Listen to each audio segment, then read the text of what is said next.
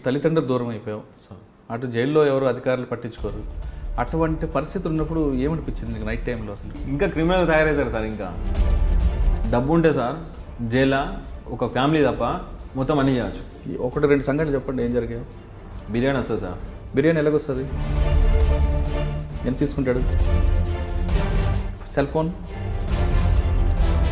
గంజాయి అనేది కామనా సార్? పైననే అది జైలు బోర్డు ఉంటుంది సార్, లోపల మొత్తం రెస్టారెంటే సార్. అది ఇక్కడ డబ్బులు ఉంటే ఏదైనా చేయొచ్చు. ఏదైనా చేయొచ్చు. ఒక అమ్మాయి పంపించి ఆ అమ్మాయి కూడా చేసుకోవచ్చు. మనం పానం బాగాలేదని చెప్పని డాక్టర్తో లోపల సెట్టింగ్ చేసుకుంటే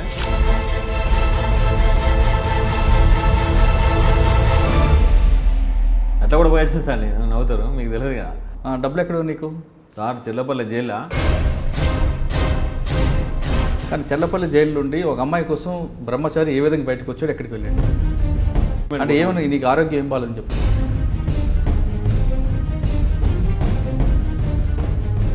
చెప్పిన తర్వాత ఉన్న విషయం చెప్తా. ఇన్ని రోజులు అవుతాను సార్, నాకు ఇది అవుతుంది అంటే సరే ఇష్టం, కానీ మమ్మల్ని బాధనం చేయకు. గాంధీ హాస్పిటల్లో వ్యభిచారం జరగదు కదా? 3 సంవత్సరాలు 8 నెలలు సార్ నేను ఫోన్ స్విచ్ ఆఫ్ చేయలేదు సార్. మీరు నమ్ముతారా? నేను జైలు ఉన్నా అంటే ఎవరు నమ్మకపోయాను. వెంకటేశ్వర రెడ్డి సార్ వచ్చిండు, మనం లంగలమో దొంగలమో సార్. ఒక ఆఫీసర్ మనల్ని పిలిచి నీ బాధ ఏంటి, నీ పరిస్థితి అని చెప్పి మాట్లాడాడు. చెడునికి మనం చెడు పని చేసినా మంచిగా, కానీ మంచోడికి మనం మగదోనం చేయొద్దని చెప్పని ఫోన్ తీసేసిన సార్ నేను. వరంగల్ జైల్లో మహారాష్ట్ర వరకు ఏ గ్యాంగ్ అంటే ఏం చేసేవారు మీరు అందరు గ్యాంగ్ అంతా కలిపి? డ్రైవర్గా వాళ్ళు ఎంబడి పోయేది. వాళ్ళు ఏం చేసినా ఏమో మాకు తెలియదు. పలాని కాడు ఉండమంటే ఉండాలి, వాళ్ళు అయిపోయిన తర్వాత మళ్ళీ తీసుకురావాలి సార్. అట్లా పోయినా వాళ్ళు ఏం చేసేవారు? మీకు కార్లో కూర్చోబెట్టి అంటే ఎలా దొరికారు మరి? అతను చెల్లె వాళ్ళ ఫ్రెండు మందు తాగిన తర్వాత నన్ను వాడిని రమ్మని చెప్పిందంట. వీడు పోయిండు. ఆ టైంలో ఆమె బయట పడుకునేది, వాళ్ళ అమ్మ బయట పడుకునేది. పోయి పిల్ల రమ్మన్న పిల్ల లోపల పడుకునేది. తర్వాత ఇక్కడ సిటీలో ఒక మర్డర్ చేసాను. మర్డర్ ఎందుకు? ల్యాండ్ వేరేట్ ఉంది, మ్యాటర్ వేరేట్ అయినది. నేను మాట్లాడడానికి పోయినా, నా పేరు తెలుసు కానీ ఆ క్యాండిడేట్ నేనని తెలియదు వాళ్ళకి. నా ఏరియాకి వచ్చి నువ్వు నాతో మాట్లాడతాను కదా.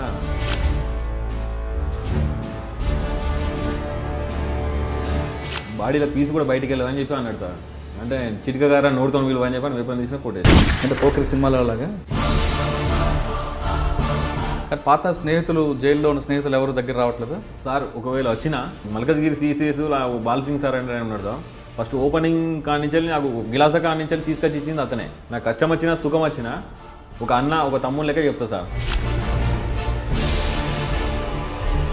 చాలామంది కుర్రాళ్ళు చెప్తున్న చెడు స్నేహం వల్ల అవ్వచ్చు, లేదా ఇంకొక పరిస్థితుల్లో అవ్వచ్చు, తుపాకీ పట్టుకొని క్రైమ్ హీరోగా వెళ్ళాలి, డాన్గా ఎదగాలి అనుకుంటున్న వాళ్ళకి ఒక మాజీ ఖైదీగా ఉన్న బ్రహ్మచారి ఇచ్చే సందేశం ఏంటి? 5 సంవత్సరాలు జైలు శిక్ష అనుభవించి నరకం నుంచి బయటకు వచ్చిన దయచేసి నేరాలు చేసేవాళ్ళు చెడు దోషం చేయకుండా, చెడు అలవాట్లు పడకుండా ఇంట్లో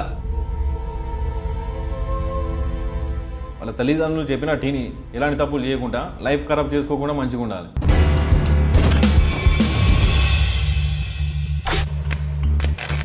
వెల్కమ్ టు క్రైమ్ కన్ఫెషన్. పుట్టిన ప్రతి వ్యక్తి నేరస్తుడు కాడు. నేరం చేసిన ప్రతి వ్యక్తి క్రైమ్ కుటుంబం నుంచి రాడు. పరిస్థితుల ప్రభావంతోనో, చెడు స్నేహంతోనో నేరం చేసి జైలుకు వెళ్ళి అక్కడ మారి బయటకు వచ్చిన వాళ్ళని పరిచయం చేసే ఈ కార్యక్రమంలో ఈ వారం మన గెస్ట్ బ్రహ్మచారి. బ్రహ్మచారి ఏ క్రైమ్ చేసి జైలుకి వెళ్ళారు, ఎన్ని నేరాలు చేశారు, జైల్లో ఉన్న తర్వాత అతనిలో మార్పు తీసుకొచ్చిన వ్యక్తి ఎవరు, జైల్లో ఉన్నప్పుడు అతని కుటుంబం ఎలాంటి కష్టాలు పడింది, జైలు నుంచి బయటకు వచ్చి అతను ఇప్పుడు ఎలాంటి జీవితం కొనసాగుతున్నారు, ఇప్పుడు ఈ జీవనంలో ఎలాంటి ఇబ్బందులు ఉన్నాయా లేదా ప్రశాంతంగా కొనసాగుతున్నాడా అనే విషయాల్ని బ్రహ్మచారి అంటే తెలుసుకుందాం. బ్రహ్మచారి నమస్తే అండి. బ్రహ్మచారి, నేను ఎప్పుడో ఉప్పల్ పోలీస్ స్టేషన్ దగ్గర చాయ్ దుకాణం ఓపెనింగ్ అప్పుడు నేను చూశాను. అసలు మీది ఏ ఊరు, ఎందుకు చెర్లపల్లి జైల్లో దాదాపు 15 సంవత్సరాలు ఉండాల్సి వచ్చింది, ఎలాంటి క్రైమ్ 5 సంవత్సరాలు ఉండాల్సి వచ్చింది, ఎలాంటి క్రైమ్ చేస్తావు అనే విషయాన్ని ఒకసారి చెప్పు. అది వరంగల్ కాజీపేట దర్గా సార్. అది వరంగల్ కాజీపేట దర్గా. మా నాన్న సింగరేణి జాబ్ చేసేవాడు బెల్లంపల్లి. అట్లా నాకు చెడు దోస్తాన్ అలవాటైంది. ఫస్ట్ స్టార్టింగ్ ఒక తప్పు చేసిన, ఆ తప్పు సమర్థించుకోవడానికి ఇంకో తప్పు చేసిన, అట్లా మొత్తం 32 కేసులు అయినాయి. ఈ అందులోనే నా లవ్ మ్యారేజ్. ఈ బెయిల్ మీద నేను బయటికి రాను, నా బ్లడ్ రిలేషన్ మొత్తం దూరం అయిపోయింది, ఎవరు నా దగ్గర రాలేదు. అంటే ఫస్ట్ చేసిన తప్పు ఏంటి? జల్సా, జల్సాల కోసం తప్పుదారి. అని ఏం చేస్తా ఫస్ట్ క్రైమ్? కొట్టి డబ్బులు తీసుకున్నట్టు స్టార్టింగ్ అది. ఆ ఒక కేసులో జైలుకి వచ్చి ఒక కేసులో బెయిల్ తీసిండు. ఫస్ట్ తప్పు కాబట్టి బెయిల్ తీసిండు. రెండో తప్పు ఏం చేసినా నేను లవ్ మ్యారేజ్ చేసుకున్నా, ఇంట్లో ఇష్టం లేదు. ఈ ఫస్ట్ తప్పు అయిపోయింది, సెకండ్ తప్పు అయిపోయింది కానీ ఇంట్లో వాళ్ళు వదిలేసిండు. నా దగ్గర ఒక వెహికల్ ఉండే, నేను డ్రైవర్గా పోయినా. నేను అట్లా 13 కేసులు అయినాయి నా మీద. అంటే వాళ్ళు ఎంబడి పోయినా, తిన్నా, తాగినా. అప్పుడు అన్నీ ఎంజాయ్లు ఉండే నాకు. 13 కేసులు పెట్టాను. ఇక్కడ వరంగల్ డిస్టిక్, కరీంనగర్ డిస్టిక్, బెల్లంపల్లి, మహారాష్ట్ర, ఇవన్నీ కేసులు 13 కేసులు పెట్టాను. నాకు నిద్ర పడతలేదు. నా దగ్గరికి వచ్చి చూసేటోళ్ళు ఇవ్వలేరు. నాకు స్మోకింగ్ అలవాటు ఉండే. టెన్షన్ ఎప్పుడు చూసినా పారిపోవాలని ఉండే. అట్లా ఒకసారి పారిపోయినా. ఆ జైలు ఆ టైంలో ఈ నక్సలైట్కి సంబంధించిన ఆయనే ప్రజాపరిధికి వెపన్స్ సప్లై చేసేవాడు. ఆ కేసులో అతను అరెస్ట్ అయి ఉండే. అట్లా మా ఇద్దరికి పరిచయం ఏర్పడ్డది. బయటకు పోయిన తర్వాత కలుద్దామని చెప్పని. అంటే మేము జర్రపల్లి జైలుకి రాకముందు అప్పుడు వరంగల్లో ఉండే. వరంగల్ జైల్లో మహారాష్ట్ర వరకు ఏ గ్యాంగ్ అంటే ఏం చేసేవారు మీరు అందరు గ్యాంగ్ అంతా కలిపి? నేను పోయి బయట ఉండే సార్ డ్రైవర్గా. ఏ బండి మీది? మా కాలేజ్ ఉండే. ఓకే. డ్రైవర్గా వాళ్ళు ఎంబడి పోయేది. వాళ్ళు ఏం చేసినా ఏమో మాకు తెలియదు. పలాని కాడు ఉండమంటే ఉండాలి, వాళ్ళు అది అయిపోయిన తర్వాత మళ్ళీ తీసుకురావాలి సార్. అట్లా పోయినా. కాకపోతే నాకు కూడా సరే డబ్బులు ఇచ్చేది. వాళ్ళు ఏం చేస్తానని నేను అడగలేదు, వాళ్ళు నాకు చెప్పలేదు. అట్లా 13 కేసులు పెట్టిండు. అంటే 13 కేసులు ఎక్కడెక్కడ తీసుకొచ్చారు? వరంగల్ సార్, కరీంనగర్, ఆదిలాబాద్ డిస్టిక్, మహారాష్ట్ర, చంద్రపూర్, ఈ 13 కేసులు. అంటే వాళ్ళు ఏం చేసేవారు? మీకు కార్లో కూర్చోబెట్టి ఇంట్లో పోయి వాళ్ళని బెదిరించి డబ్బులు అవి తీసుకుని వచ్చేసాం. అట్లా జరిగింది. అప్పుడు ఒకసారి కాకుండా 2 సార్లు 3 సార్లు ఎప్పుడు కూడా మీకు చెప్పలేదు ఏం చేస్తున్నాం వాళ్ళు? తెలియదు. అంటే రెగ్యులర్గా పోయేది మేము. అంటే గ్యాప్ ఇచ్చి పెట్టుకుంటే ఇలా ఒక కాడికి పోయినాం కదా, మళ్ళీ నెక్స్ట్ మళ్ళీ పొద్దున్నే మళ్ళీ వేరే కాడికి పోయేది. జైలుకి వచ్చిన తర్వాత అంటే వాళ్ళు దొంగతనం చేసిన తర్వాత, దోపిడీ చేసిన తర్వాత నువ్వు దోపిడీలో ఉండేవాడు కాదు? నీ బయటనే ఉండేది. వాళ్ళు చేసి పట్టుకొస్తున్నప్పుడు ఎక్కడిదేని అడగలేదు ఎప్పుడు? వాళ్ళకి ఏం చెప్పపోయేది సార్. వాళ్ళు డ్రైవర్గానే వాళ్ళు ఎంబడి పోయేది. వాళ్ళు తిన్నప్పుడు నాకు తినిపించేది, వాళ్ళు అయినప్పుడు నాకు తాగిపించేది. నిజమేనా?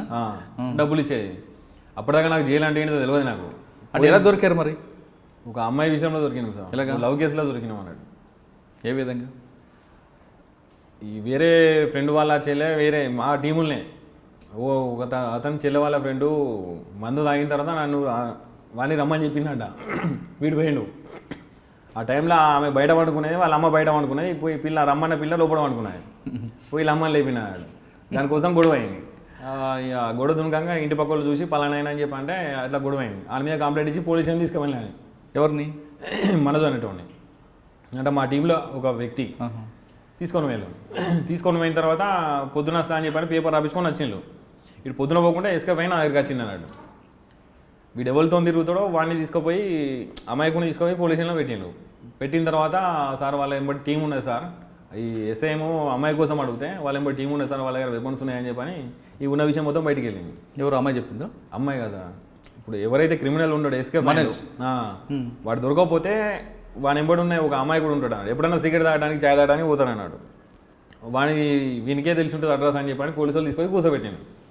కూర్చోటి చెప్పురా ఆడ ఎక్కడ ఉంటాడు ఏం కదా అంటే, సార్ పలానా ఉంటారు సార్, వాళ్ళ ఇట్లా ఉన్నాయి సార్, వాళ్ళ దగ్గర కారు ఉంది, వెపన్స్ ఉన్నాయి అని చెప్పని ఈ స్టోరీ మొత్తం చెప్పాడు. చెప్పి వాడు వారిపోయిన తర్వాత అట్లా ఒక్కొక్కరిని మొత్తం క్యాచ్ చేసి కేసులు పెట్టాను. అంటే 18 కేసులు అయిన తర్వాత దొరికారు? 13 కేసులు సార్. 13 కేసులు అయిన తర్వాత దొరికారు. వెపన్స్ ఎక్కడి నుంచి వచ్చాయి? వాళ్ళ అప్పుడు నాకు ఏం సంబంధం లేదు సార్. వెపన్ కోసం తెలియదు, నాకు ఏం కోసం తెలియదు. పట్టుకొని కూడా పట్టుకోలేదు నేను. ఫస్ట్ టైం జైలుకి వచ్చిన తర్వాత ఫస్ట్ టైం ఇంటరాక్షన్ ఏ విధంగా చేశారు? వాళ్ళకే చేసింది సార్.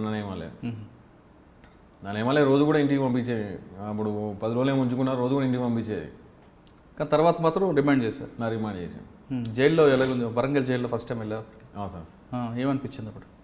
ఏమో అది బతికి వేస్ట్ అనిపించింది సార్. అంటే అమ్మా నాన్న అప్పుడు ఏం బాధపడలేదా? రాలేదు వాళ్ళు. ఇక మళ్ళీ వాళ్ళు నా దగ్గర రాలేదు. వారం రోజులు ఉన్నా సార్. వేసుకోవడానికి బట్టలు కూడా లేకుండే సార్. అప్పుడు ఇక పారిపోదామని చెప్పని అనుకున్నాను నేను. అప్పుడే ఆ ముఖేష్ శర్మ అనేటైనా పరిచయం అయింది నాకు. ఎవరు? ముఖేష్ శర్మ. ఓకే. ఆయన యూపీ. అదే వెపన్ కేసులో అతను వచ్చిండు. మేము చేసింది ఏం లేదు కానీ పేపర్ స్టేట్మెంట్ పెద్దగా వచ్చింది సార్ మొత్తం.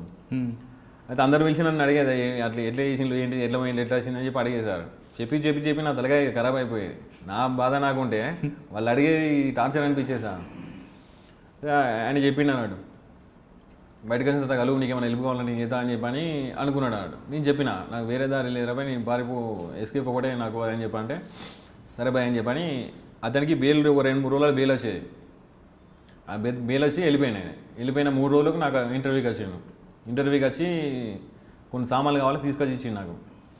తీసుకొచ్చిన తర్వాత నేను మహబూబ్నగర్ కోర్టు ఉండే నాది. పేచి పోయేటప్పుడు ఎస్కేప్ చేపించడానికి కూడా ట్రై చేసిండు నేను. ఒకసారి అయితే కాలేదు. నెక్స్ట్ టైం నేనే అయితే నువ్వు రాకని చెప్పి నేనే ట్రై చేసిన. ఫస్ట్ టైం ఏ విధంగా ట్రై చేశాడు ఆయన?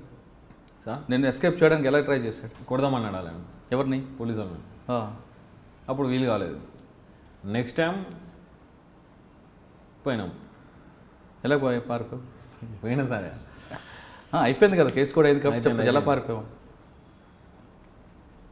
కోర్టు దగ్గర 2 కానిస్టేబుల్ కొట్టి కంపౌండ్ ఏ దుంకి కోర్టు దగ్గర? మహబూబ్నగర్. కానిస్టేబుల్ కొట్టి పారిపోయి గోడ దూకి. ఓకే, తర్వాత పోలీసులు పట్టు దొరకలేదు అప్పటికి? దొరకలేదు. ఎక్కడ పారిపోయి? మహబూబ్నగర్. మహబూబ్నగర్ పారిపోయి హైదరాబాద్కి వచ్చిన. ఓకే, అంటే దాంట్లో పోలీసులు వెహికల్ చెకప్ వేయలేదు. మరి చేతికి హ్యాండ్ కప్స్ ఉంటాయి కదా? లేవు, కోర్టు దగ్గర తీస్తారు కదా. ఓకే, హైదరాబాద్లో చేంజ్ చేస్తావు. ఆయన కలిసావా ముఖేష్ని? ఫోన్ చేసిన సార్ అతనికి. అతను నా నంబర్ నా దగ్గర ఉండే. ఫోన్ చేసిన నేను. ఫోన్ చేసిన తర్వాత 2 days తర్వాత వచ్చిండు ఆయన. వచ్చిన తర్వాత మళ్ళీ ఇలా కేసులు చేద్దామని చెప్పని అనుకున్నాం సార్. అప్పటిదాకా నాకు జైలు పోలీస్ స్టేషన్ ఏంటిదో నాకు తెలియదు. లోపలికి ఒక 1 వారం రోజులు ఉన్నదా అర్థమైంది నాకు. క్రైమ్ ఎట్లా చేయాలి ఏంటిదని అర్థమైంది. జైల్లో ట్రైనింగ్ అయ్యింది.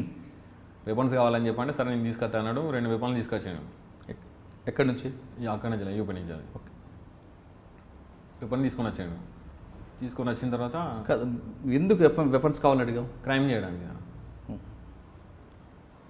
ఎందుకు క్రైమ్ చేయాలనిపించింది? మార్పు రావాలని, జైలు నుంచి ఉన్నాం, నా అమ్మా నాన్న రాలేదు, ఒకే జత బట్టలతో ఉన్నప్పుడు బయటకు వచ్చి మారాలని నాకు తెలిసి సార్, జైలుకు పోయిన తర్వాత మారదామని ఎవరు అనుకోరు. ఎందుకంటే ఇప్పుడు అక్కడ ఉన్న వాతావరణం, ఉన్న ఆఫీసర్లు, ఇప్పుడు అలాగే సార్ ఇప్పుడు జీతం వస్తుంది. వాళ్ళ డ్యూటీ ఏంటిది? రావాలి, ఆఫీస్కి రావాలి, వారానికి ఒకసారి రౌండ్కి వస్తారు, వాళ్ళు వచ్చే ముందు పినాయిలు చల్లుతారు, కొంచెం సోప్ టాప్ చేస్తారు, అయిపోతుంది. మీకు ఏం ప్రాబ్లం ఉన్నా ఏంటిదని చెప్పని ఒక ఆఫీసర్ మాట్లాడారు. వాళ్ళ బాధలు ఏంటిదో తెలుసుకోరు. మరి ఇట్లా 5 నిమిషాలు వచ్చి ఇట్లా పోతారు సార్. వాళ్ళకి ఏం అవసరం లేదుగా, అడగరు. వీళ్ళు ఏమనుకుంటారు సార్, ఇప్పుడు లోపల ఉన్న తర్వాత ఆయనోళ్ళు రారు, దోస్తులు రారు, రిలేషన్ మొత్తం కట్ అయిపోతుంది. ఇంకోటి రిమైండ్ అంటే చిన్న చిన్న కేసులను పెద్ద కేసులను అందరినీ ఒక దగ్గర కలుపుతారు సార్. వాళ్ళకి ఏం పని ఉంటుంది? ఎప్పుడు ఏదో ఒకటి మాట్లాడుకుంటాను అన్నట్టు. 4 పరిచయం అవుతారు అక్కడనే జైల్లో. ఇంకా పెద్ద క్రిమినల్ అయ్యడానికి అవకాశం ఉంటుంది కానీ మారడానికి అవకాశం ఉండదు సార్. ఓకే, అంటే అక్కడ ఆ పరిచయంతో వెపన్ తీసుకోవాలనుకున్నా, వెపన్ తీసుకొచ్చి ఇచ్చారు ముఖేష్? ఓకే, తర్వాత ఏం చేస్తారు? వెపన్ తీసుకొని తర్వాత పెద్దలు ఆయన అడ్రస్ తీసుకొని వాళ్ళకి లెటర్ ప్యాడ్ రాసి ఇచ్చేసాను. ఇచ్చి 10 లక్షలు. ఈ ఆలోచన ఎవరు ఇచ్చారు? అతను ఇచ్చింది. అంటే మేము జైల్లో ఆల్రెడీ ఫస్ట్ టైం మాట్లాడుకున్నాం సార్. ఇట్లా చేస్తే ఇట్లా ఉంటుందని చెప్పని మాట్లాడుకున్నాం. వాళ్ళు లిస్ట్ అంతా రెడీ చేశారు. ఎవరెవరిని చేశారు, బెదిరించారు? పెద్ద సార్. ఇప్పుడు లారీలు అవి ఉంటాయి, బస్సులు అవి ఉంటాయి కదా సార్, వాళ్ళని.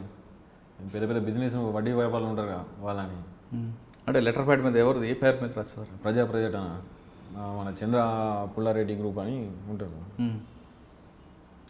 ఓకే, లెటర్ రాస్తే వాళ్ళు తీసుకొచ్చి ఇచ్చేవారు సార్. కొంతమంది పోలీస్ కంప్లైంట్ ఇస్తే ఇవ్వరు సార్. ఎందుకు అంత నమ్మకం? సినిమాదంతా సినిమాలో ఇయ్యరు. అంటే మీరు అడిగిగానే డబ్బులు తీసుకొచ్చి ఇస్తారు. ఆ విధంగా ఎంత కలెక్ట్ చేశారు? దాదాపు 1,20,00,000 దాకా చేసినాను. 1,20,00,000 దాకా చేసినాను. ఏం చేశారు ఆ డబ్బులు? అరెస్ట్ అయింది సార్. అరెస్ట్ అయిన దొరికినాయి. ఒక 8 నెలలు 9 నెలల తర్వాత దొరికినా సార్ నేను. ఇప్పుడు ఫస్ట్ 16 కేసులు చేసినట్టారు కదా? 16 కేసులు ఉట్టిగా మీద పడేసాను అవి. నెక్స్ట్ ఇప్పుడు అది పండిత్ ముఖేష్ శర్మ అతన్ని కలిసిన తర్వాత ఒరిజినల్గా ఒక 6 కేసులు చేసిన. 6 కేసులు చేస్తావు? ఫస్ట్ ఎవరికి వెళ్ళి బెదిరించారు లెటర్ రాసి? మా ఇక్కడ కోంపల్లి ఉంటాడు సార్. ఎంత? 20 లక్షలు వచ్చాడు స్టార్టింగ్. ఫస్ట్ అది బోనియా? అంటే తీసుకొని డైరెక్ట్గా ఇచ్చాడా లేదంటే అక్కడ పెట్టాడా? మేమే పోయినాం సార్ ఇంటికి. ఆఫీస్ ఉంటుంది ఆయన మొత్తం మాకు ఇన్ఫర్మేషన్ ఇచ్చే అతను ఒక అతను ఉండే. అతని ద్వారా ఏ టైంలో ఇంట్లో ఉంటాడో, ఏ టైంలో ఆఫీస్ ఉంటాడో తెలుసుకొని డైరెక్ట్ మేము ఇద్దరం పోయి లెటర్ ఇచ్చినా, మీకు డబ్బులు కావాలని చెప్పండి. సరే అని చెప్పని ఇచ్చాను. అంటే 50 లక్షలు అడిగినాం సార్. అని డబ్బులు నాకు లేవు, 20 లక్షలు ఉన్నాయి, నాకు కొంచెం టైం కావాలన్నాడు. సరే అని చెప్పని 20 లక్షలు తీసుకున్నాం. మళ్ళీ వస్తామని చెప్పినా మళ్ళీ పోలే. 20 లక్షలు ఏం చేశారు? 20 లక్షలతో ఇంకా 2 వెహికల్ తెప్పించినాం సార్. ఒక వెహికల్ తీసుకున్నాం. ఏ వెహికల్ అది? 4 వీలర్ కార్. ఓకే. మొత్తం టీం ఎంతమంది మీరు? టీం మొత్తం నలుగురు. అందులో బ్రహ్మచారి, ముఖేష్ శర్మ, రాజు అనేట సదానందం అనేట. ఓకే. ఈ నలుగురు ఇంకొక టీం ఫామ్ చేశారా? మనకు 2 వెపన్స్ తెప్పించుకున్నారు. తర్వాత ఎక్కడికి వెళ్ళారు? ఇంకా తర్వాత కర్ణాటక. ఎందుకు అంత దూరం? ఎందుకు ఇక్కడ ఉండడానికి సరిపోరేనా? అక్కడ ఉన్నారని తెలిసి అక్కడ పోయినాను సార్. అక్కడ ఒక 40 లక్షలు తీసుకున్నాను. తర్వాత ఇక్కడ సిటీలో ఒక మర్డర్ చేశాను. మర్డర్ ఎందుకు? అంటే ఒక ల్యాండ్ విషయంలో మాట పెరిగింది అన్నట్టు. ఏ పోలీస్ స్టేషన్లో? అవుతున్నారు. ఎవరిని మర్డర్ చేశారు? ఆ ల్యాండ్కి సంబంధించిన అతను. అంటే ల్యాండ్ వేరేట్ ఉంది, మ్యాటర్ వేరేట్ అనేది. నేను మాట్లాడడానికి పోయినా, నా పేరు తెలుసు, కానీ ఆ క్యాండిడేట్ నేనని తెలియదు వాళ్ళకి. ఒకసారి 2 సార్లు మాట్లాడిపిస్తే సరే అన్నాడు. కొన్ని డబ్బులు కూడా ఇప్పించిన సార్, 50,000 కూడా ఇప్పించిన సైడ్కి అమ్మని చెప్పని. సరే చూద్దామని అన్నాడు. పోయి చెప్పిన, ఆయనకు చెప్పేది చెప్పిన. ఇప్పుడు నాకు 10 కోట్ల ఆశ ఉంది సార్, నేనే లేకుండా ఒక ఆశ నాయమో రాదు కదా. ఎందుకన్నా నీకు ఉట్టి వచ్చింది కదా, దాన్ని వదిలేయని చెప్పంటే నా ముందరికి వచ్చి నువ్వు మాట్లాడతావారా అని చెప్పని కొంచెం ఎక్కువ మాట్లాడి నువ్వు మంది అవుతాను ఇట్లే బీర్లు పెట్టి ఉండే. నా ఏరియాకి వచ్చి నువ్వు నాతో మాట్లాడుతున్నావు కదా, చచ్చిపోడు సంపుడు దాకా మాట్లాడుతున్నావు కదా. ఆడేవాడు చారికాడు తిరుగుతాడట. ఇప్పుడు నువ్వు వచ్చినావు, నా ఎంబడి ఇప్పుడు 10 మంది ఉంటారు సార్. ఆయన ఎంబడి 10 మంది ఉంటారు, చిటికెత్తి ఇంకో 10 మంది అవుతారు, నీ బాడీలో పీస్ కూడా బయటికి వెళ్ళదని చెప్పి అన్నాడు. చిటిక చిటికగారా నోడుతో విలువ అని చెప్పి వేపని తీసుకుని కొట్టేసిన. నిర్ణయం అన్నట్టు కదా. ఫస్ట్ మర్డర్ అదేనా? అంటే పోకరి సినిమాలో లాగా ఏమో సార్, అప్పుడు ఆవేశంగా మందు తాగిన ఆవేశంలో. నాకు మందల లేదు. ఆయన మందు తాగున్నాడు, వాళ్ళ మంద. కొట్టి అసలు బాధ అనిపించలేదా మర్డర్ చేస్తున్నప్పుడు? ఆ ఫీల్డ్ అప్పుడు అట్లా ఉన్నది సార్. మర్డర్ చేసి మరి ఎటు వెళ్ళారు? ఇంటికి పోయాను. పోలీసులు రాలేదా? దొరకలేదా అప్పుడు ఆ కేసులో? లేదు. తర్వాత నెక్స్ట్ క్రైమ్ మనం సాగర్లో చేసినాం సార్. సాగర్లో చేసినాం. ఏంటి? బీడీ ప్రిన్సిపాల్ ఉండే, అతను పోయి బెదిరించాను. ఎందుకు ఆయన ఎందుకు టార్గెట్ చేశారు? అతను ఊళ్ళో సంబంధించిన అతను మాకు ఇంటిమేషన్ ఇచ్చిండు. ఓకే. ఏమన్నాడు ఆయన? ఇచ్చిండు సార్ డబ్బులు. ఎంత? 20 లక్షలు. నెక్స్ట్ క్రైమ్ అయితే వాళ్ళ ఆమెకు కానిస్టేబుల్కు కొన్ని లింక్ ఉండే. మా డ్రైవర్ ఏం చేసిండంటే మాకు చెప్పలేదు, అతను ఫోన్ తీసుకొని వచ్చిండు. మళ్ళీ నేను అతనికి ఫోన్ చేసి చెప్పిన, సార్ ఇలా చిన్న మిస్టేక్ జరిగింది, ఎక్కడ సంగారెడ్డి పోయి ఫోన్ చేసిన సార్, అతను నంబర్ కనుక్కొని చేసిన నేను, ఇలా మిస్టేక్ జరిగింది సార్, ఫోన్ తీసుకొచ్చిండు, పంపిస్తా అంటే చెప్పాడు. ఇంకొక 10 లక్షలు కావాలంటే ఇస్తాను, ఫోన్ మాత్రం పడేయండి, నేను సిమ్ బ్లాక్ చేపిస్తా, దయచేసి వాడదు, ఇంకా కావాలంటే 10 ఫోన్లు ఇప్పిస్తా, డబ్బులు కావాలని ఇస్తా అని చెప్పి అన్నాడు. ఎవరు? బీఈడీనా? ఆ ప్రిన్సిపల్ సార్. అంటే ఆయన ఫోన్ తీసుకొచ్చారా? అతని ఫోన్ ఒకటి తీసుకొచ్చింది, నాకు బయటికి పోయిన తర్వాత చెప్పాడు. ఉన్న పరిస్థితులు మళ్ళీ తిరిగి పోలేదు అన్నాడు. ఇప్పుడు వాళ్ళ ఇంటికి పోలీస్ స్టేషన్కి మధ్యలో గోడే ఏం లేదు అంటే వాళ్ళు వస్తారు పోలీసు వాళ్ళు. అట్లాంటి ఇంట్లో పోయినాం. అయితే బయట డ్రైవర్ ఫోన్ తీసుకొచ్చింది, నాకు చెప్పలేదు. వాడు దాచిపెట్టుకుంటే ఇది ఒక ఫోన్ చెప్పిండు నాకు.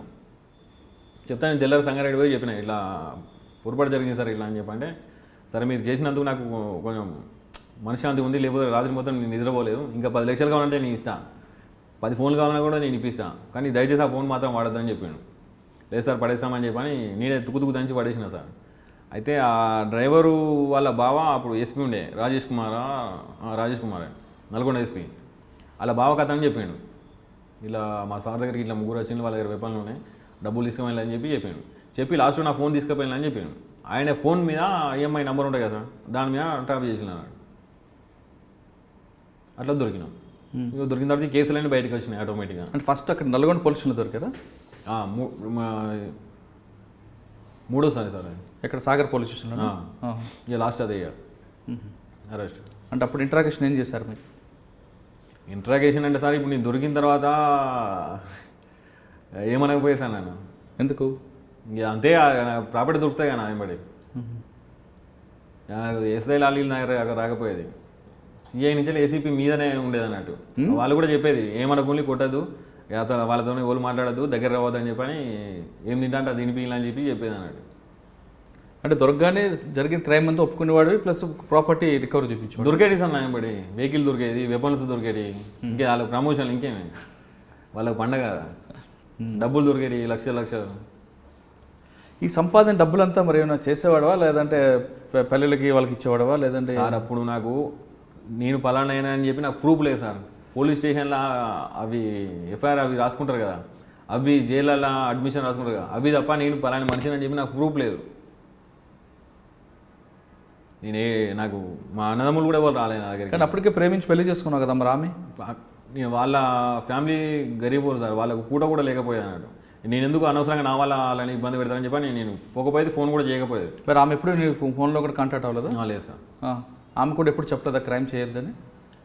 అది అట్లాంటి సందర్భం రాలేదు సార్. ఆమెతో 5 నిమిషాలు కూడా నేను మంచిగా మాట్లాడపోయేది, ఎందుకంటే నా మనసులో నాకు ఉండేది కదా సార్. ఏమైనా ఉండేది? ఎప్పుడు బాధ సార్. ఇప్పుడు ఇంట్లోకి దూరం అయినా అసలు ఎందుకు ఇట్లా చేసినా, మా వాళ్ళు అందరూ employees sir, singer and employees. నేను ఒక్కరిని ఇట్లా అయిపోయినా. నాకు సరే తప్పు చేసినా మరి అట్లా కాదు ఇట్లా అని చెప్పేటోళ్ళు లేరు, నాకు ఇప్పుడు హెల్ప్ చేసేటోళ్ళు లేరు. ఏం చేయాలి, నా లైఫ్ కరెక్ట్ అవుతుందా కాదా అని చెప్పని ఇదే టెన్షన్ ఉండేది సార్. రాత్రి నిద్రపట్టకపోయేది, చక్కగా తిండి తినకపోయేది. డబ్బులు ఉండే సార్, డబ్బులు ఏం చేస్తాం సార్. ఇప్పుడు నా పరిస్థితి ఇదని చెప్పుకునే టోళ్ళు ఎవరైనా ఉండాలి కదా సార్. అవును, ఎవరు లేకపోయేది. ఇప్పుడు జైల్లో కూడా ఏంటంటే ఆఫీసర్లందరూ నాకు భయపడి ఒక ఎయిడ్స్ పేషెంట్ నిలబెడతారు సార్ దూరంలో, అట్లా సింగిల్ లాకప్లో పెట్టేశారు నన్ను. ఓకే, అక్కడ నల్గొండ సాగర్ జైల్లో దొరికిన తర్వాత ఇంటరాక్షన్ అయిన తర్వాత మొత్తం ప్రాపర్టీ రికవర్ అయిపోయింది. తిరిగి మీకు చర్లపల్లి జైలు పంపారు. అక్కడి నుంచి వెళ్ళి నల్గొండ పంపించింది సార్. నల్గొండలో నన్ను పెట్టుకోవడానికి భయపడ్డారు.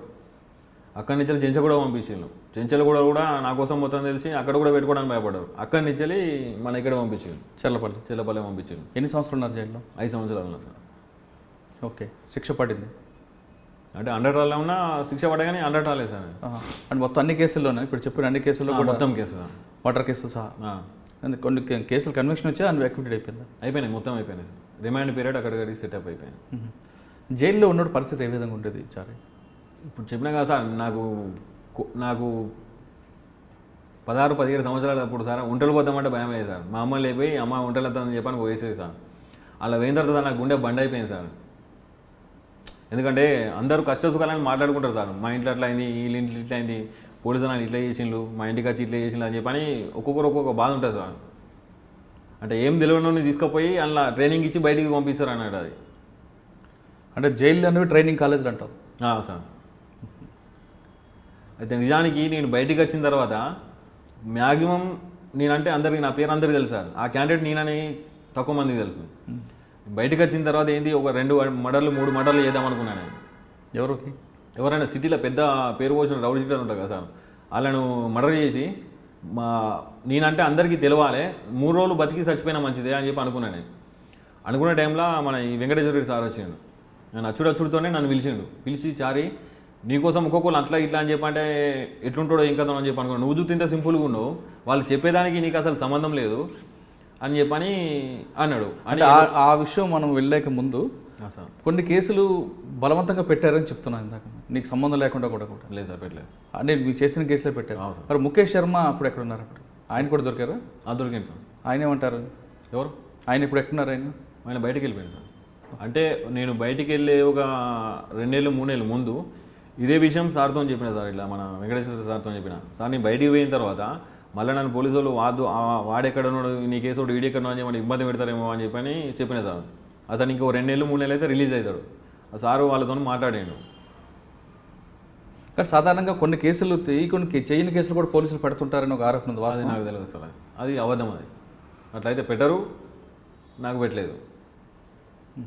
ఇప్పుడు బ్యాడ్ సర్కిల్తో చెడు ఫ్రెండ్స్ స్నేహం చేయడం వల్ల ఫస్ట్ క్రైమ్ చేశాను, తర్వాత కంటిన్యూ అయిపోయిందని మేము చెప్తున్నాం సార్.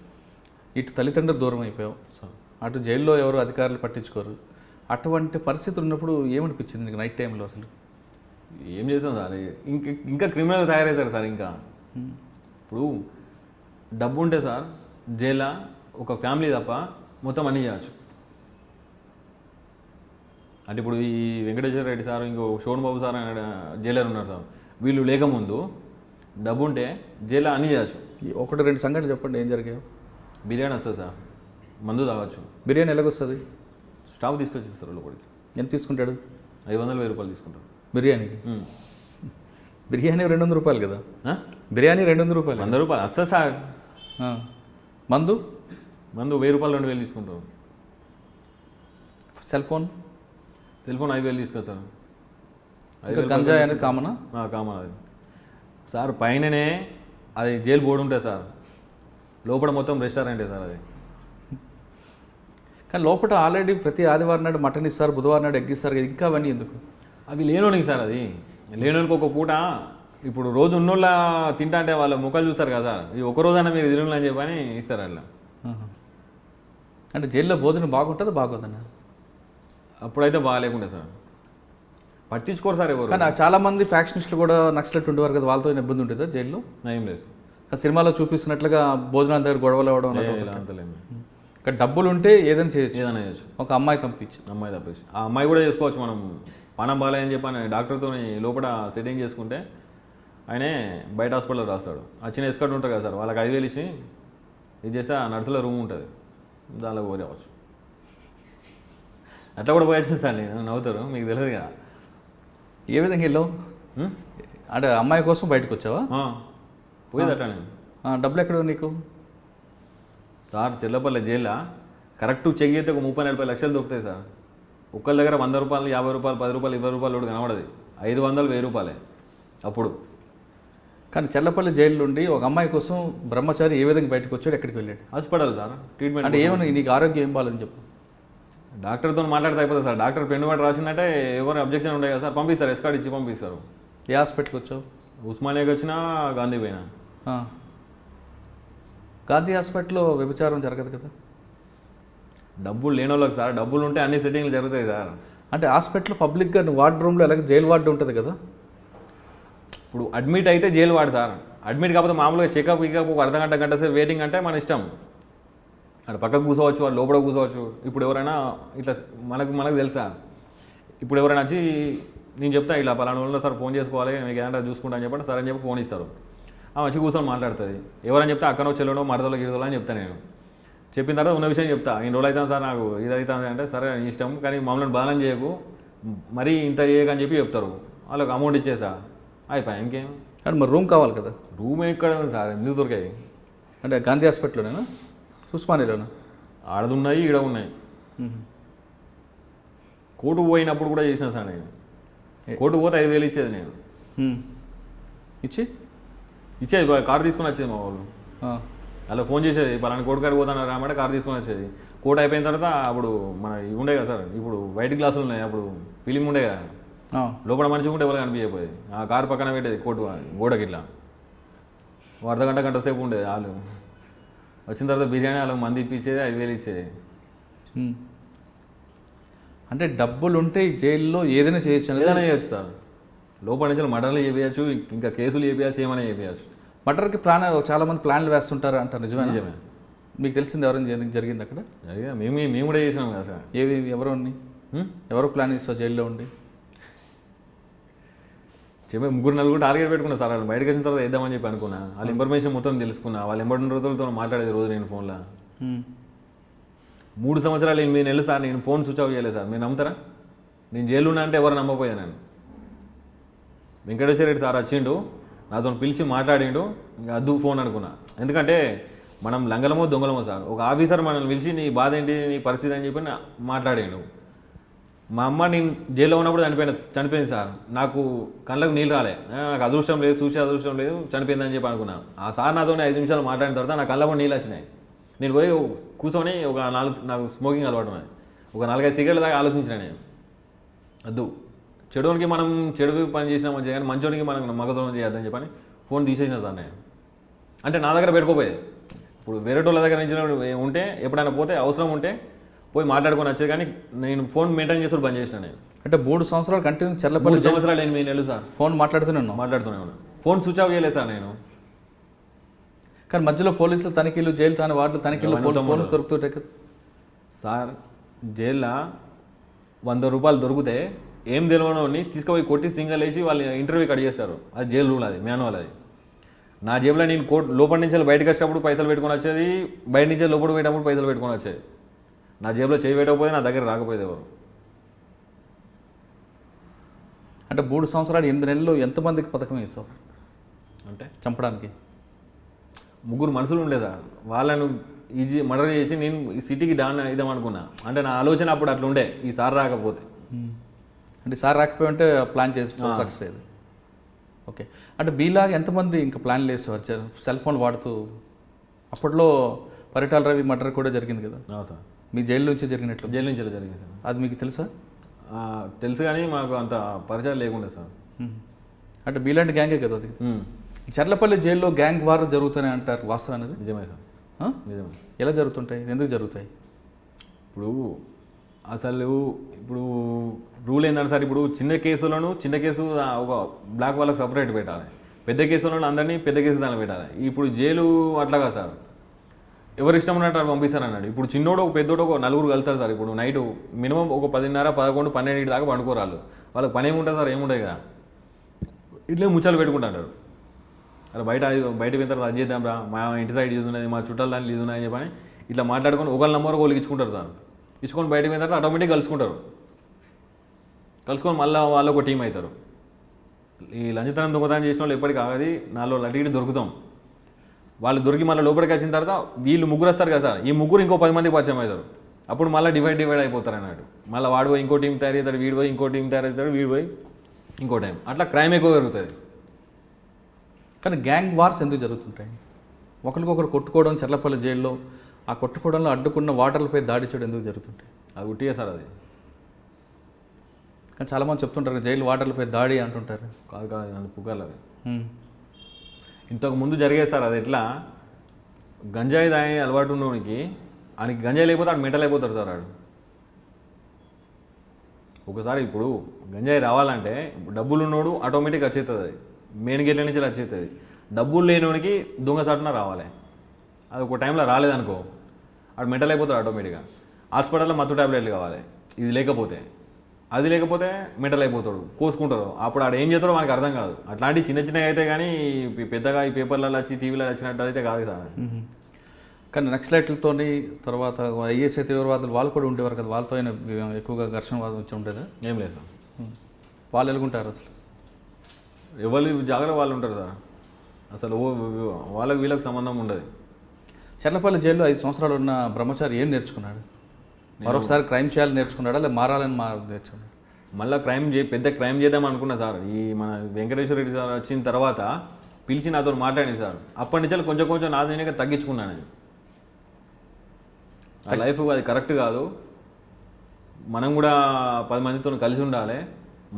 మనకంటూ ఒక మంచితనం పేరు, ఇంతకుముందు ఏదో మంచిదో చెడో చేసాం అయిపోయింది, ఇక నుంచి అయినా మంచి జీవితం మనం గడపాలని చెప్పని అనుకున్నా సార్.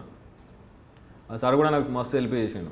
అంటే నాకు మీరు పూర్తిగా మారాను అని చెప్తున్నావు బ్రహ్మచారి సార్, కానీ క్రైమ్ చేసేటప్పుడు ఒక్కసారి కూడా బాధపడలేదా? ఒక వ్యక్తిని డబ్బులు వసూలు చేస్తున్నప్పుడు కానీ, మర్డర్ చేస్తున్నప్పుడు కానీ అలాంటి ఆలోచన వాళ్ళు మనలాంటి మనుషులే అని అలాంటి ఆలోచన రాలేదు సార్ నాకు. అంటే తాగినప్పుడు క్రైమ్ చేస్తావా? నువ్వు తాగకుండా మందలు పడలేదు నాకు, సిగరెట్ ఒకటే తాగుతాను. అంటే సిగరెట్ తాగానే ఫెరిష్ అవుతావా? సరే, వెంకటేశ్వర రెడ్డి గారు అని ఒక అధికారి రావడం, నీలో మార్పు తీసుకొచ్చారని చెప్తున్నాం. బయటకు వచ్చిన తర్వాత సొసైటీ నీకు ఏ విధంగా చూసింది? అంటే ఒక పాత క్రిమినల్గా చూసిందా, మారిన మనిషిగా నిన్ను చూసారా? మామూలుగా నేను చూసాను సార్. అంటే బస్తీలో కానీ, ఊర్లో కానీ, ఫ్రెండ్స్లో కానీ, బంధువులో కానీ? నేను ఉండేది అక్కడ సార్. దాదాపు ఈ క్రైమ్ ఫీల్డ్ వచ్చి ఒక 15 సంవత్సరాలు అవుతుంది. జైల్లో ఒక 5 సంవత్సరాలు ఉన్నాయి. 20 సంవత్సరాల నుంచి సార్ నన్ను చచ్చిపోయాలని చెప్పి అనుకున్నాడు. ఇప్పుడు దోస్తాను అనేది నాకేం లేదు సార్. అప్పుడు ఒక క్రిమినల్, నేను ఎట్లా పోయేదో ఎట్లా వచ్చేది నాకే తెలుసు. నా ఎంబడి నా నీడొచ్చినా కూడా అప్పుడు నమ్మే పరిస్థితి లేదు. అయితే ఇప్పుడు ఈ సూపరింటెండెంట్ సార్ ద్వారా కమిషనర్ సార్ దగ్గర పోయినా సార్. పోయిన తర్వాత crime DCP sir Naveen Kumar సార్కు చెప్పిండు, ఇతరికి ఏమైనా షాప్ పెట్టి ఇది చేయాలి అని చెప్పిండు సార్. ఓపెనింగ్ రోజు పేపర్లో వచ్చింది సార్. ఆ పేపర్ కటింగ్తోని మా అన్న వాళ్ళ కొడుకుంటాడు సార్, మహబూబ్ నగర్లో మన వివో ఫోన్కు అది డిస్ట్రిబ్యూటర్. ఆ పేపర్ కట్ చేసుకొని అడ్రస్ పట్టుకొని చూసుకుంటూ వచ్చిండు సార్. వచ్చి పట్టుకొని ఏడ్చిండు. వాడు పోయి మా అన్నలకు అందరికీ చెప్పిండు సార్. చెప్పిన తర్వాత వీళ్ళు నాకు ఫోన్ చేయాలన్నా కూడా మళ్ళీ ఏమైనా అవుతా అని అడిగేటోళ్ళు అన్నట్టు.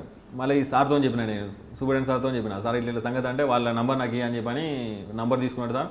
వాళ్ళతో మాట్లాడాడు, మీ దగ్గరికి ఎవరైనా వచ్చి ఇబ్బంది పెడితే నాకు నా ఫోన్ నెంబర్ వెళ్ళి నేను మాట్లాడతా, మీరు ఒకసారి రాను అని చెప్పని వాళ్ళందరినీ పిలిచింది సార్.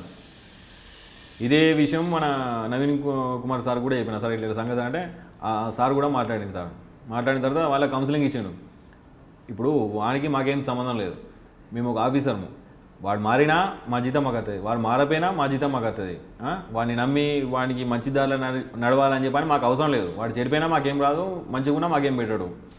కాకపోతే మనం మనుషులం. ఈ జైల్లో ఎంతమంది ఎట్లా బాధలు ఉంటారో మాకు తెలుసు. ఒక అవకాశం ఇచ్చినాం. ఇప్పుడు ఇన్ని రోజులు మీ బ్లడ్ రిలేషన్ దూరం అయింది కదా, ఇప్పుడు మీరు దగ్గరికి వస్తే వాడు మళ్ళీ రాంగ్ చెడుదాలని అర్థమనే ఉద్దేశం ఉన్నా కూడా వద్దు మళ్ళీ అందరూ దూరం అవుతారు, ఇన్ని రోజులు ఇంత నరకం అనిపించిన కదా అని చెప్పని అట్లా మనసు మారుతుంది. మీ దగ్గరికి ఎవరు రారు, మిమ్మల్ని ఎవరు ఇబ్బంది పెట్టరు అని చెప్పండి సార్ సూపరింటెండెంట్ సార్ నంబర్ ఇచ్చిండు, క్రైమ్ డీసీపీ సార్ అది నవీన్ కుమార్ సారు నంబర్ ఇచ్చిండు సార్. అప్పటి నుంచి నేను వాళ్ళ ఇంటికి పోడు, వాళ్ళ నా ఇంటికి వచ్చుడు అట్లా జరుగుతుంది సార్. తర్వాత కాఫీ ఇప్పుడు చాయ్ దుకాణం పెట్టిన తర్వాత పోలీస్ స్టేషన్ దగ్గర సార్ మీరు చెప్పినట్లు బంధువులందరూ దగ్గర రావడం, మళ్ళీ మీ కుటుంబం ఏర్పడడం, మీ ఫ్యామిలీ అంతా ఉండడం, ఇప్పుడు ఏమనిపిస్తుంది? ఇప్పుడు మంచి హ్యాపీ సార్. అంటే మరొకసారి బ్రహ్మచారి అంటే భయపడుతున్నారా లేదా నేను మరి చారీగానే చూస్తున్నారా? మామూలు సార్. కానీ బ్రహ్మచారి లాంటి వాళ్ళు కొంతమంది మారేమనే ముసుగులో మరొకసారి క్రైమ్ చేస్తున్నారని పోలీసులు అంటున్నారు, వాస్తవం? అది సార్ కరెక్ట్ మనిషి అయినోడు అయితే ఈ అవకాశం రాదు సార్. సరే మనల్ని నమ్మి ఒక దారిలో పెట్టిండ్రు, అది తప్పు చేస్తే ఆడు మనిషి కాదు సార్, ఇక బతికి వేస్ట్. ఇక కానీ బ్రహ్మచారి నేరం చేయకపోవచ్చు, కానీ మరి కొంతమంది నేరాలు చేస్తూ తిరిగి పోలీసులకు అరెస్ట్ అవ్వడం జరుగుతుంది, సంఘటనలు జరుగుతున్నాయి కదా సార్. ఇప్పుడు అట్లే ఎట్లా అంటే సార్, ఇప్పుడు మొన్న నాకు కూడా జరిగింది సార్. ఇప్పుడు షాపు పెట్టించింది సార్. ఇప్పుడు బ్లాక్లో కొంతమంది మందు తెల్లదాకా అమ్ముతారు, అది తప్పు కాదు. ఎందుకంటే వాళ్ళకి మామూలు వస్తాయి, వాళ్ళ దగ్గర పోయి అడుగుతారు. మీ మామూలు ఏం మా దగ్గరికి వచ్చి అడగారు కదా. ఇప్పుడు నవీన్ కుమార్ సార్ ఇక్కడ క్రైమ్ డీసీపీ ఉన్నప్పుడు 24 hours పర్మిషన్ ఉండేదా, మా దగ్గరికి ఎవరు రాలే. అవసరం అనుకుంటే పెట్రోలింగ్ జీప్ నాకు సెక్యూరిటీ ఉండేది, ఏమైనా గొడవలు కాకుండా ఉండేది. ఈ మధ్యలో ఒక ఎలక్షన్లో ఒక 6 నెలలు ఉన్నదనగా 11:30కు బంద్ చేయమన్నారు సార్. ఇప్పుడు నాకు వెళ్ళాలి సార్, ఇప్పుడు నాకు సంపాదించి పెట్టింది ఏం లేదు, ఇల్లు కిరాయి వెళ్ళాలి, మా కొడుకు స్కూల్ ఫీజు వెళ్ళాలి, మెయింటెనెన్స్ వెళ్ళాలి కదా సార్. మరి మళ్ళీ ఏం చేయాలి సార్ నేను? ఇంకోటి ఫిట్టర్ లెవెల్లో కంప్లైంట్ ఇచ్చిండ్రు. ఫిట్టర్ ఉంటుంది కదా సార్, ఈ ఫిట్టర్ దానిలో కంప్లైంట్ ఇచ్చిండ్రు ట్రాఫిక్ పోలీస్ స్టేషన్కి. ఎట్లా అంటే మంచి పెద్ద పెద్ద ఎమ్మెల్యే వాళ్ళ ఇల్లులన్నీ రోడ్ డివైడర్ తీసేస్తాను, ఈ టీ స్టాల్ ఇక్కడ ఎందుకు పెట్టిన, పోలీసులకు మీకు ఏం సంబంధం ఉంది అని చెప్పని కంప్లైంట్ ఇచ్చింది. అప్పుడు పాత ఆఫీసర్లు అందరూ లేరు కదా సార్, ఆ సీఎన్ఎల్ పిలిచి వేరే ప్లేస్ చూసుకో అని చెప్పని సింపుల్గా అయిపోయాడు. చెప్తా సార్తో నేను చెప్పిన, సార్ వేరే ప్లేస్ చూసుకోమని చెప్తాను కరెక్టే, ఇప్పుడు నేను పోయి పెట్టుకుంటా అంటే పెట్టుకోండి సార్ నన్ను పెట్టుకోండి సార్ ఎవరైనా. ల్యాండ్ ఆర్డర్ పోలీసు వాళ్ళు వచ్చి ఫస్ట్ పెడితేనే పెద్ద పెద్ద గొడవలు జరిగినాయి, ఆఫీసర్లు అప్పుడు మంచిగా ఉండే సపోర్ట్ ఇచ్చి ఆని పరిస్థితి ఇట్లున్నది, మీరు ఆ జోలికి పోవద్దని చెప్పని వాళ్ళను తిట్టి బెదిరించి ఇచ్చేసిండ్రు. ఇన్ని సంవత్సరాల నుంచి ఒక దగ్గర నేను ఉంటానా, ఇంతకుముందు నాకు కిరా వర్రాస ఏం లేదు, ఇప్పుడు పలాని కాడు ఉంటానా పలాని నోడా అని చెప్పి తెలుసు. ఇప్పుడు తీసేయమని చెప్పి సింపుల్గా అయితే ఎట్లా సార్ అని చెప్పని హోమ్ మినిస్టర్ దగ్గర తిరిగినా సార్, మన నవీన్ కుమార్ సార్ దగ్గర పోయినా, మన ఈ సూపరింటెండెంట్ సార్ దగ్గర పోయినా. ఏమంటారు వాళ్ళు? 3 నెలలు అవుతాను సార్ తిరిగినా నేను. నవీన్ కుమార్ సార్ దగ్గర పోతే సిఐకి ఫోన్ చేసి తిట్టిండు. తిడితే మళ్ళీ సిఐ ఏమన్నాడంటే ఒక 10 రోజులు ఆగు, ఇప్పకు అసలు మళ్ళీ కంప్లైంట్ ఏమవుతుందో చూద్దాం అని చెప్పని అట్లా 15 రోజులు పని చెప్పించింది సార్ నాకు. నువ్వు మారిన బ్రహ్మచారికి మరొకసారి వేధింపులు గురైనప్పుడు వాళ్ళు తిరిగి మరొకసారి క్రైమ్ చేయాలనిపిస్తుందా లేదా బయట ఉండే పోరాటం చేయాలనిపిస్తుంటుంది? అయితే మాటకు నాకు సార్ చెప్పేది సార్, నవీన్ కుమార్ సార్ మాట చెప్పేది, సూపరింటెండెంట్ సార్ కూడా చెప్పేది. ఇప్పుడు మనము రాంగ్ రూట్లో ఉన్నప్పుడు మనకు అన్నీ అనుకూలంగా ఉంటాయి, కొంచెం మనం సీదా పోతాం కాబట్టి కొన్ని లేనిపోని అన్నీ రోడ్డు మీద పోతాను కుక్కలు మొరుగుతాంటే మొరిగిన కుక్కల కల్లా మనం సమాధానం చెప్పుకుంటూ ఉండాలి. మన టైం సరిపోదు, పట్టించుకోవద్దు, మన టైం బాగాలనుకొని సపరేట్గా ఉండాలి, ఓపిక పట్టాలి, ఓపిక పడితే నీకు మంచి రోజులు వస్తాయని చెప్పేసారు. అట్లనే ఉండేది. అంటే ఇప్పుడు ఉన్న టీ స్టాల్లో వివాదంలో ఓపిక్గా ఉండి ఒక సమస్య పరిష్కారం చేసుకోవడానికి బ్రహ్మచారి పోరాటం చేస్తారు. ఇంతకుముందు నాకు హెల్ప్ చేసే వాళ్ళు ఎవరు లేకుండా కదా సార్. ఇప్పుడు మా అన్నల ఎంప్లాయీస్ నాకు ఏం ప్రాబ్లం వచ్చినా కూడా 10 లక్షలు కావాలని కూడా ఇప్పుడు ఇస్తారన్నట్టు. కానీ పాత స్నేహితులు, జైల్లో ఉన్న స్నేహితులు ఎవరు దగ్గర రావట్లేదు సార్. ఒకవేళ వచ్చినా నాకు ఈ మల్కజ్గిరి సిసిఎస్ బాలసింగ్ సార్ అంటే ఉన్నాడు సార్, ఫస్ట్ ఓపెనింగ్ కానించాలి నాకు గిలాస కానించాలి తీసుకొచ్చి ఇచ్చింది అతనే. ఆ క్రైమ్ డీసీపీ సిఏతో చెప్తే సిఐ వీళ్ళకి చెప్పినాడు. నాకు కష్టం వచ్చినా సుఖం వచ్చినా ఒక అన్న ఒక తమ్ముడు లెక్క చెప్తా సార్. ఇప్పుడు ఎవరైనా జైలు నుంచి రిలీజ్ అయినా కూడా నాకు కలిసినా కూడా సార్ ఇట్లా సంగతి సార్ ఆయనతో మాట్లాడతా సార్ అని చెప్పని. ఎందుకంటే ఇప్పుడు నేను కష్టమో సుఖమో అన్ని సంవత్సరాలు నేను లోపల అనుభవించి వచ్చిన సార్, నాకు ఒక దారి దొరికింది. వాడు కూడా చెడిపోవద్దు, వాడికి చెప్పి చూద్దాం సార్ అని చెప్పని ఆ సార్ ద్వారానైనా లేకపోతే నేనైనా ఆ సార్తో చెప్పి అతను మాట్లాడి ఇది చేశాను సార్. అతను చెప్పేది నువ్వు మంచిగా ఉందాం అనుకుంటే నా దగ్గర రారా, నీకేమైనా సపోర్ట్ కావాలంటే నేను చూసుకుంటా, పోలీసు వాళ్ళతో ఏమైనా ప్రాబ్లం ఉందా, ఇంకా బయట ఏమన్నా నీకేమైనా హెల్ప్ కావాలా నేను చేస్తా మంచిదనగా. అంటే నువ్వు మారడం కాకుండా నీలాంటి వాళ్ళు కూడా మార్పుకి నువ్వు చాలా మంచి పని చేస్తున్నావు. అయితే బ్రహ్మచారి చాలామంది కుర్రాళ్ళు మీరు చెప్తున్న చెడు స్నేహం వల్ల అవ్వచ్చు లేదా ఇంకొక పరిస్థితుల్లో అవ్వచ్చు తుపాకీ పట్టుకొని క్రైమ్ హీరోగా వెళ్ళాలి, డాన్గా ఎదగాలి అనుకుంటున్న వాళ్ళకి ఒక మాజీ ఖైదీగా ఉన్న బ్రహ్మచారి ఇచ్చే సందేశం ఏంటి? అది కరెక్ట్ కాదు సార్. అది లైఫ్ కాదు అది. చెప్పండి, ఏం చేస్తే బాగుంటుంది పిల్లలు? ఇప్పుడు ఈ కొంత యూత్ అంతా కూడా పెడదొరవ పడుతున్నారు, చెడు దొరవకు వెళ్ళాలని ప్రయత్నం చేస్తున్న వాళ్ళకి బ్రహ్మచారి చెప్పే సలహా ఏంటి? 3 రోజులు ముచ్చడు సార్ అది. లైఫ్ ఖరాబ్, అది కరెక్ట్ లైఫ్ కాదు అది. అంటే వాళ్ళు కూడా సినిమాలో హీరోలాగా అవ్వాలి లేదా అడ్డగా డబ్బులు సంపాదించాలనుకున్నప్పుడు ఏం చేయాలి వాళ్ళు? హీరో కాదు సార్, జీరో సార్, జీరో అవడానికి. అంటే మీకు 15 సంవత్సరాలు 5 సంవత్సరాల అనుభవం తర్వాత జరిగిందనా? అవును సార్. ఇప్పుడు సార్ ఇప్పుడు నాకు 100, 50, 500, 1000 రూపాయలు వస్తున్నాయి సార్. ఇప్పుడు నా భార్య పిల్లలతోని తలుపు తీసి పండుకున్నా కూడా ఏం సపోర్ట్ అయినా కూడా నాకు ఎలాంటి భయం లేదు. రుబాబుగా ఇప్పుడు ఎవరు వచ్చినా కూడా పోయి మాట్లాడతాను నేను. అప్పుడు మేము ఉండే ఇంటి దగ్గర కుక్క మొరిగినా టెన్షన్, ఎవరు వచ్చిండ్రు, కొత్త వెహికల్ పోయినా, కొత్త మనిషి పోయినా కూడా ఎవరినే ఏంటిదని చెప్పని కొన్ని కిలోమీటర్ పోయి ఎంక్వైరీ చేసేది సార్. పలాని నంబర్ వెహికల్ ఎక్కడి నుంచి ఎక్కడ పాసింగ్ ఎక్కడదని చెప్పని తిరిగేది. ఆ ఏరియా ఎంబడే ఖాళీ చేసేది. అంత టెన్షన్ ఉండేది. ఇప్పుడు నాకేం టెన్షన్ లేదు కదా. తప్పు చేసుడు ఎందుకు, ఆ లక్షలు ఇళ్ళ పెట్టుకుంటేందుకు, టెన్షన్ ఎందుకు సార్? ఇప్పుడు మనశ్శాంతి లేకుండా ఎందుకు సార్? లక్షల కోట్లు మనకి ఎందుకు? అది డబ్బు ఉంటే కాదు, మనిషికి మనశ్శాంతి ఉండాలంటున్నారు బ్రహ్మచారి. అంటే యువత తుపాకీ పట్టుకొని నేరాల బాట పడకుండా దానివల్ల వచ్చేది హీరో కాదు జీరో అంటున్నారు బ్రహ్మచారి.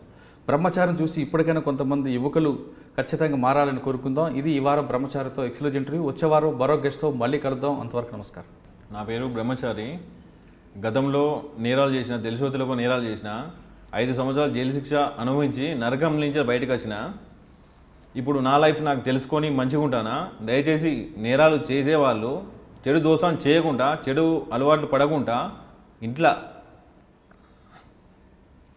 వాళ్ళ తల్లిదండ్రులు చెప్పిన టీని మంచిగా ఉండాలి. ఎలాంటి తప్పులు చేయకుండా, లైఫ్ ఖరాబ్ చేసుకోకుండా మంచిగా ఉండాలి. For more videos, subscribe to iDream. And loads of fun entertainment and content, do watch iDreams. Do subscribe iDream Media. దయచేసి ఐ డ్రీమ్స్కి మీరు సబ్స్క్రైబ్ చేయాల్సిందిగా నేను కోరుతున్నాను. I am Dr. Nayak, DT Nayak. For more videos, please subscribe to iDream. Please subscribe iDream News. Please subscribe iDream. Please subscribe iDreams.